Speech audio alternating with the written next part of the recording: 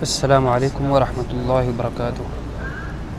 الحمد للہ رب العالمین والصلاة والسلام علی محمد وعلی آلہ واصحابہ اجمعین، اما بعد۔ خلاصہ قرآن کی 12ویں مجلس میں آپ سب کو خوش آمدید۔ آج ہمارا 12واں پارہ ہے اور سورہ ہود شروع ہو رہی ہے۔ شروع میں قرآن کے حوالے سے اور نبی صلی اللہ علیہ وسلم کو تسلی اور حوصلہ افزائی کی، اور اس سورت کا جو موضوع ہے وہ توحید کی دعوت، انبیاء کی عظیمت اور ان پر گزرنے والے واقعات اور جھٹلانے والوں کا انجام، یہ سارا اس میں ذکر ہوا۔ رسول اللہ صلی اللہ علیہ وسلم پر اس سورت کا، کیونکہ اس میں زیادہ تر ڈرانے کے حوالے سے تذکرہ ہے، اور جب جو انسان ڈرا رہا ہوتا ہے اس پر بھی اس کا گہرا اثر ہوتا ہے، تو اس کا بہت زیادہ اثر ہوا۔ ابو بکر رضی اللہ تعالی عنہ نے پوچھا رسول اللہ صلی اللہ علیہ وسلم سے کہ یا رسول اللہ، آپ بوڑھے ہو گئے ہیں۔ تو آپ نے فرمایا کہ ابو بکر، مجھے ہود، سورہ واقعہ، سورہ مرسلات اور سورۃ النبأ، سورۃ التکویر نے بوڑھا کر دیا ہے۔ تو اس کے بعد اللہ تعالیٰ نے انبیاء کے واقعات بیان کیے، جن کا مقصد آخر میں بتانا کہ یہ سب واقعات ہم آپ کو سناتے ہیں تاکہ تمہارے دل مضبوط ہو جائیں۔ تو یہ سورت انبیاء کے واقعات، اور اس میں ایک داعی کے لیے صبر ہے کہ وہ اگر دعوت میں صبر نہیں کر سکتا اور مشکلات نہیں برداشت کر سکتا تو اس کی دعوت ناکام ہے۔ اس کے بعد اللہ تعالیٰ نے ذکر کیا کہ دعوت کہاں سے شروع کی جائے، اپنے آپ سے، اس کے بعد اپنے گھر والوں سے، اور پھر رشتہ داروں کو دعوت دے، اور اس کے بعد باقی لوگوں کو دعوت دے۔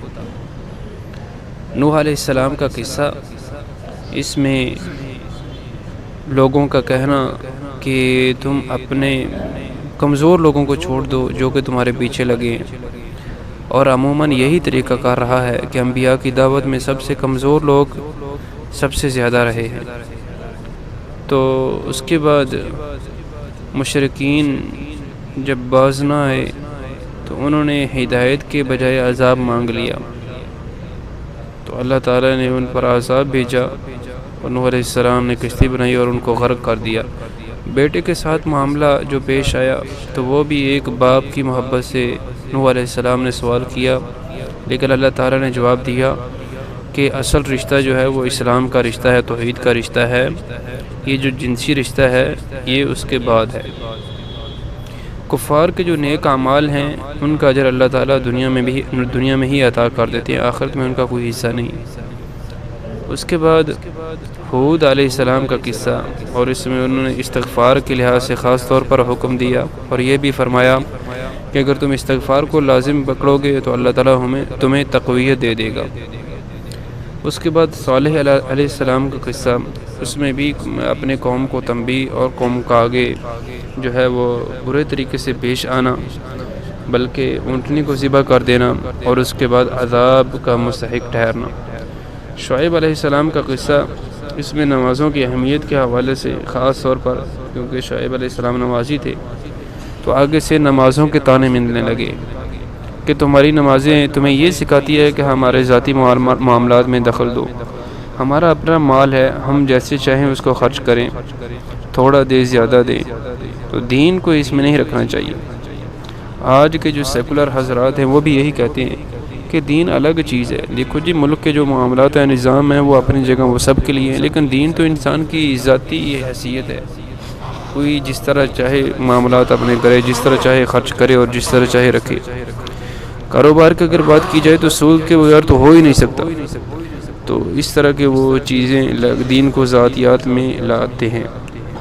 اسی طرح لوط علیہ السلام کا آگے واقعہ کہ انہوں نے کس طرح اپنی قوم کو بار بار کہا کہ جو خواتین ہیں، بیٹیاں ہیں میری قوم کی، وہ تمہارے لیے ہیں، اور جو مرد ہیں ان کو چھوڑ دو، مردوں کے قریب نہ ہو، لیکن انہوں نے بات نہیں مانی۔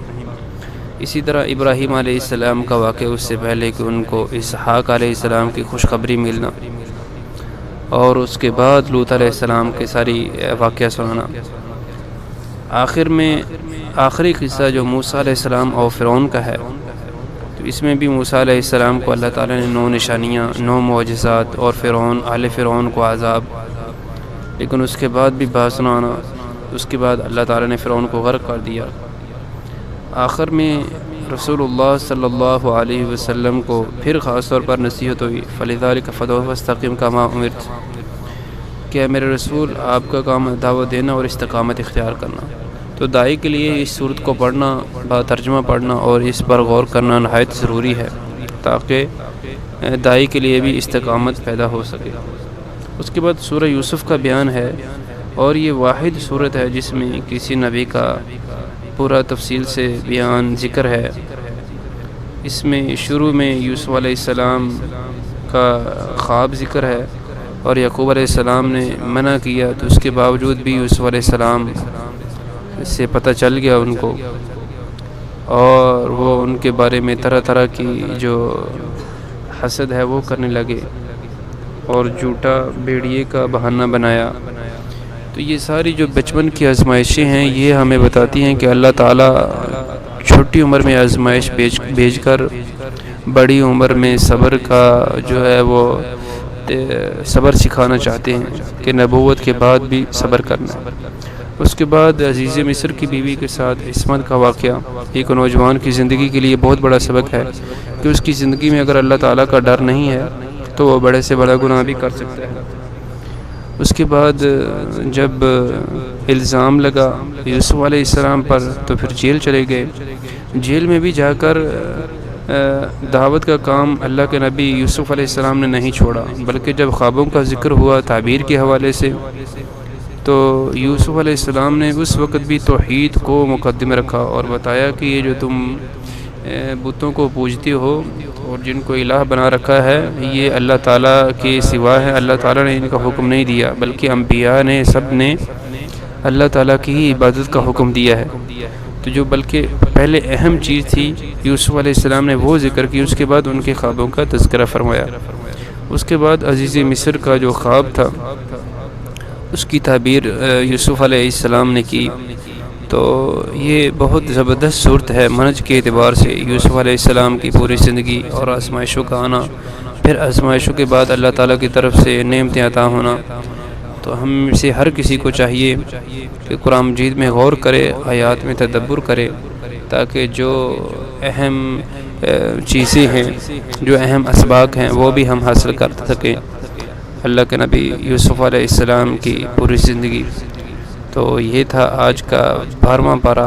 انشاءاللہ سورہ یوسف آگے 13ویں پارے میں جاری رہے گی، تو کل انشاءاللہ پھر ملاقات ہوگی۔ السلام علیکم ورحمۃ اللہ وبرکاتہ۔ السلام علیکم ورحمۃ اللہ وبرکاتہ۔